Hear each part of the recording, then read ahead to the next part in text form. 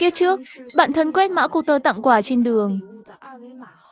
Điện thoại tự dưng có FPP vui vẻ chọn lựa. Cậu ấy chọn cơ thể dễ thon.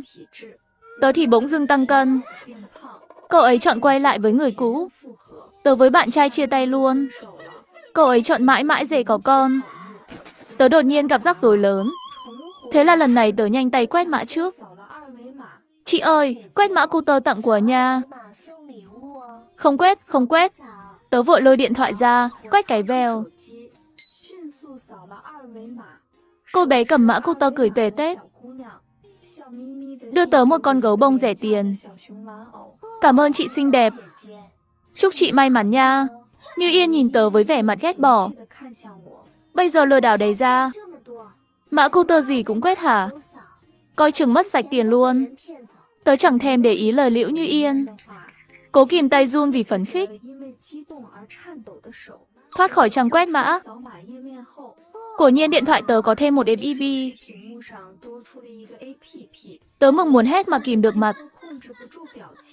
Cuối cùng tới lượt tớ đổi vận rồi sao? Tô Huyền Huyền, tớ đang nói với cậu đấy. Nghe thấy không hả? Tớ ngẩng lên nhìn Liễu Như Yên trước mặt.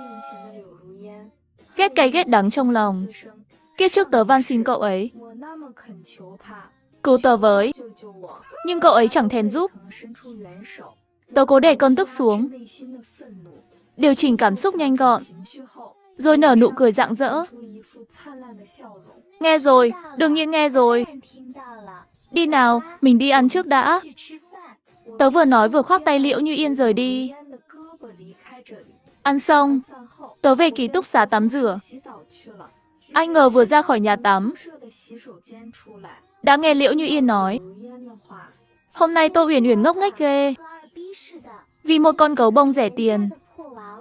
Đi quét mã cô tơ ngoài đường. Đúng là có vấn đề. Thường thì mã cô tơ ngoài đường không nên quét bừa. Lờ dính virus thì sao? Đúng vậy. Giờ lừa đảo lắm trò quá. Phải cẩn thận nha. Tớ nhớ rồi. Cảm ơn các cậu nhắc nhở. Ngốc hết chỗ nói. Tốt nhất để người ta lừa hết tiền đi. Cho vài người biết đường mà khôn ra. Sở Vân Uyên mắt tối sầm nhìn về phía tớ.